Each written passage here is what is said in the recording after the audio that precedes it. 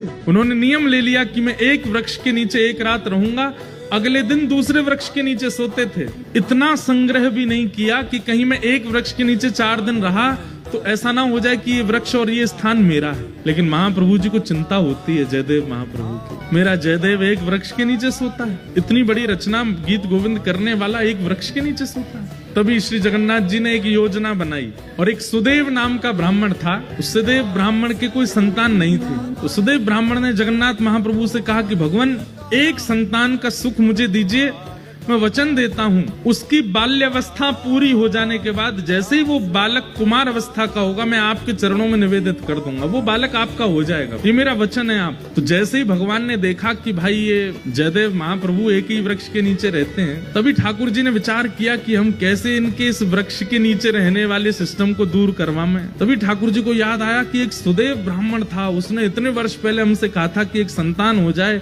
वो हमें अर्पित करेगा। ठाकुर जी की कृपा से उस सुदेव ब्राह्मण के एक पुत्री ने जन्म लिया। महाप्रभु जी ने विचार किया कि उसकी पुत्री अब विवाह के योग्य हो गई है। महाप्रभु जी ने उसको स्वप्न दिया सुदेव ब्राह्मण को, और स्वप्न में जाकर के उसको याद दिलाया, तुमने हमसे कहा था एक संतान होगी तो तुम हमको अर्पित करोगे, तुम्हारी बेटी हुई, अब भूल गए अपना वचन। अगले दिन ही सुदेव अपनी बेटी लेकर के महाप्रभु जगन्नाथ जी के सामने गया। जय जय, मेरी धृष्टता क्षमा, मैं भूल गया था कि पुत्री आपको अर्पित करनी, मेरी पुत्री आप इसको स्वीकार करो। जैसे ही उसने प्रणाम किया, महाप्रभु जगन्नाथ जी उसके अंतस्थ में आ गए और बोलने लगे, बोले अब ये हमारी हो गई तो हम जहां जाएंगे वहां इसको लेके जाओ, हम जहां चाहेंगे वहां इसको दे आओ। बोले आज्ञा करो।